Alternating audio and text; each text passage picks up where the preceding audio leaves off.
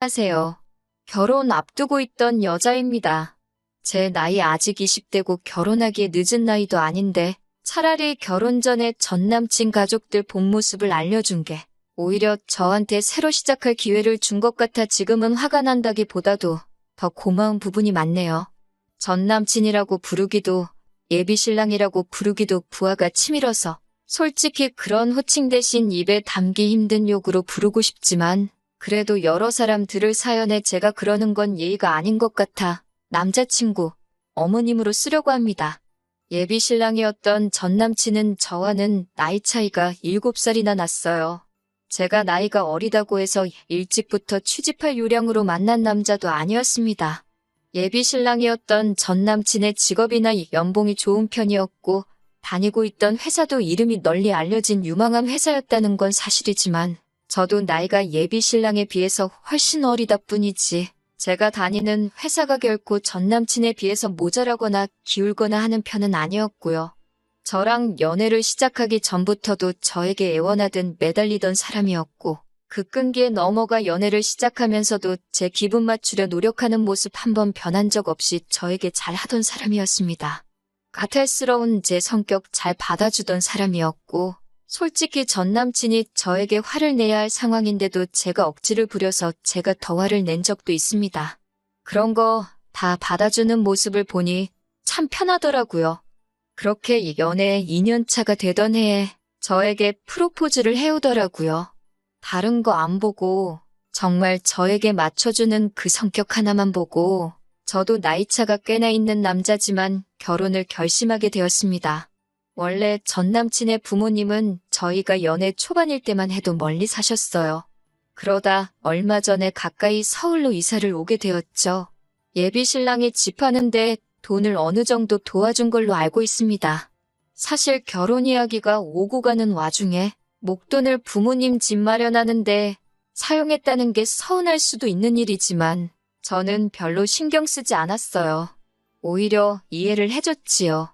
부모님에게 효도하는 돈인데 아까울 게 뭐 있냐는 입장이었거든요.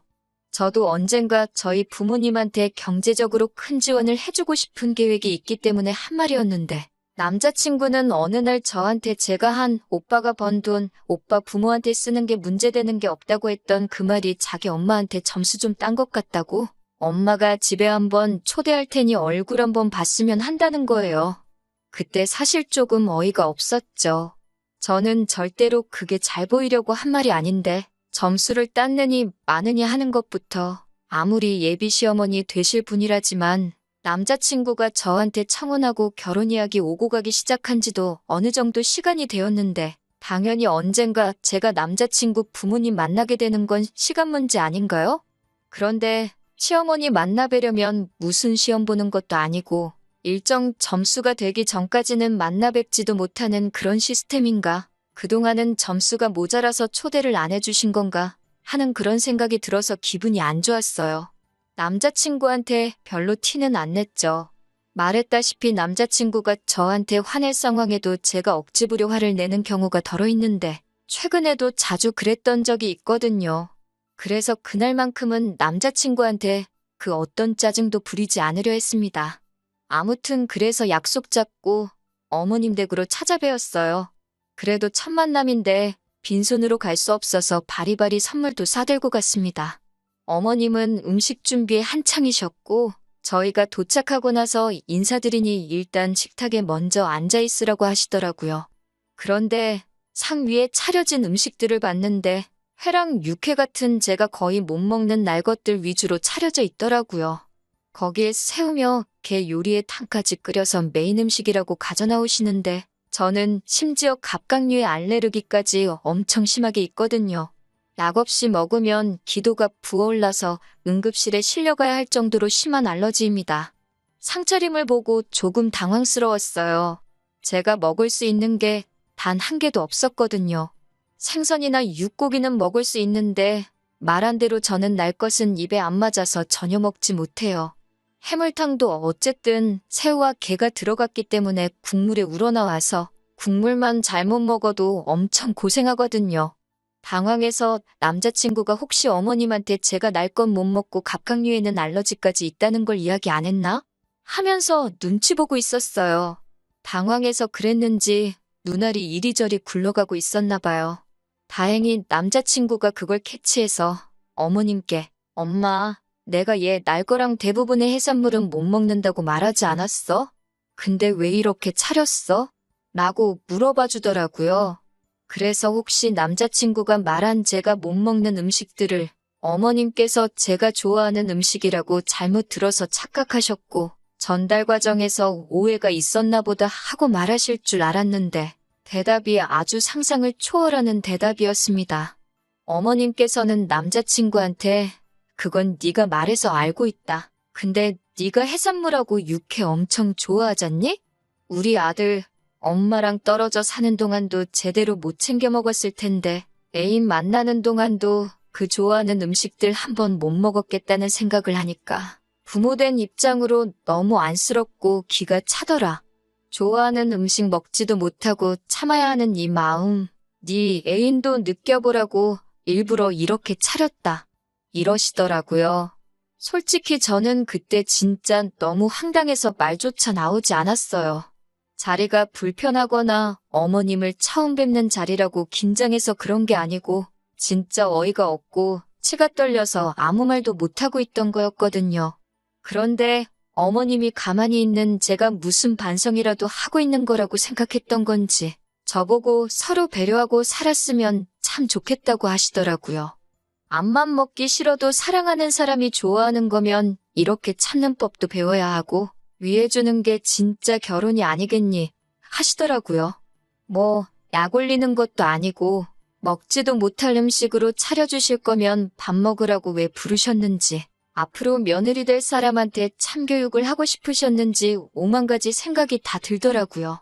어머님께는 제가 일부러 안 먹은 게 아니다. 알러지가 있어서 그런 거고 심하면 응급실에 실려가야 할 때도 있다. 어머님 아들하고는 둘 다 서로 좋아하는 음식 먹으며 여태껏 다툼 한 번 없이 잘 지내왔는데 솔직히 어머님께서 밥 해주신다고 저를 먼저 초대해 주시곤 이렇게 나오시는 건 저를 존중하지 않는 것 같다고 단도직입적으로 말했어요.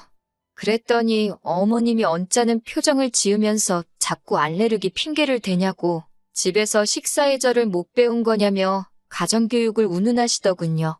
말인즉슨 제가 알러지가 있는 건 갑각류지 준비해주신 회나 육회 같은 날 음식은 아니라는 겁니다.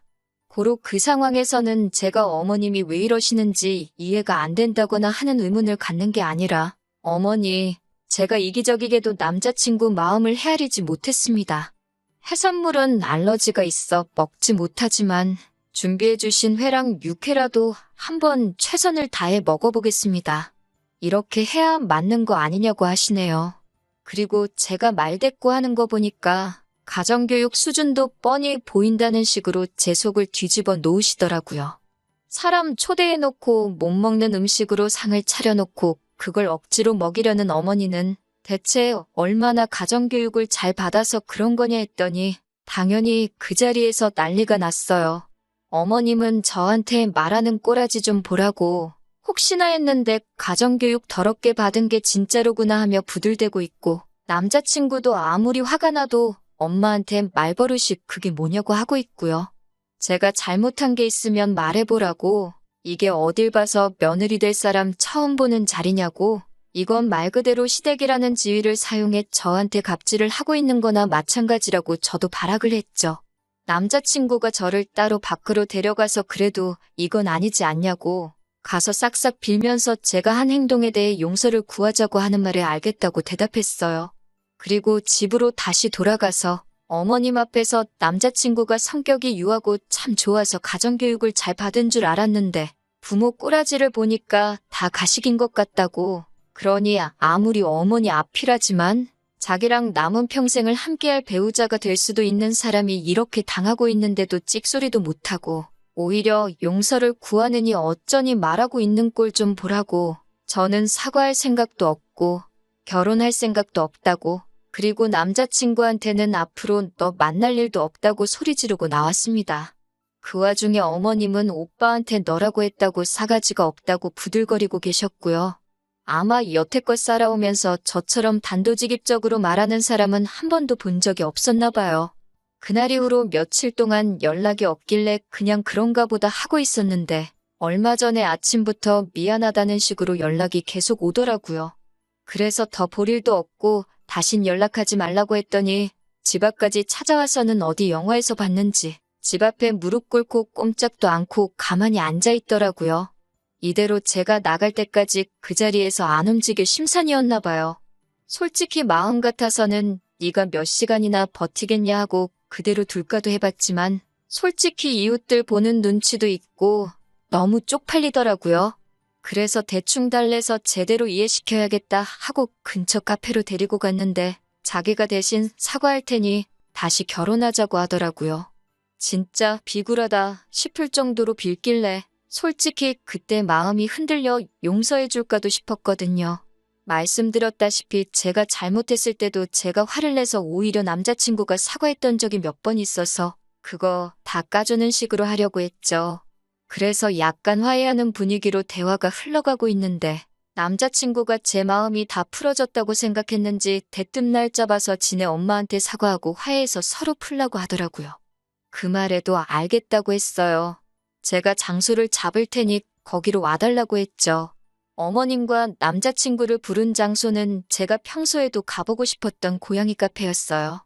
두 사람은 문 앞에서 들어오지도 못하고 저만 보고 있더라고요. 남자친구는 고양이 털 알레르기가 있고 엄마 좀 유전이라고 저한테 말해준 적이 있었거든요. 내가 고양이를 얼마나 좋아하는데 알러지쯤은 극복해야 하는 거 아니냐고 했어요. 두 사람이 솔선수범을 해줘야 제가 그 좋아하는 해산물, 내 알러지 때문에 못 먹은 거에 대해서 사과하고 그때 말대꾸한 것도 사과드리지 않겠냐고 했죠. 우물쭈물 문 앞에서 끝까지 들어올 엄두를 못 내더라고요. 보다 못한 제가 밖으로 나갔더니 저한테 고양이 털이 붙어 있을 수도 있다고 두 사람 다 제 근처도 못 오고 저 멀찍이 피하더라고요.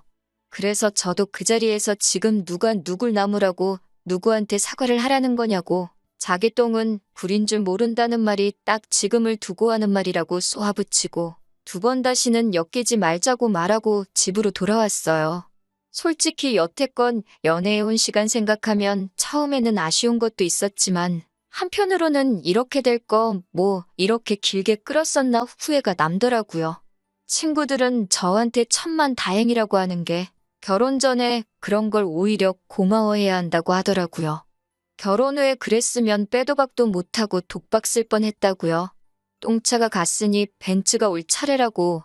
그러니까 너무 상심 말고 있으라는 위로가 참 와닿더라고요.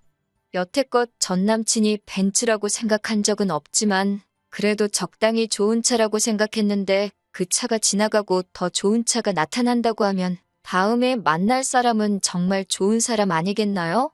아무튼 이렇게 제 이야기는 이만 마치도록 하겠습니다.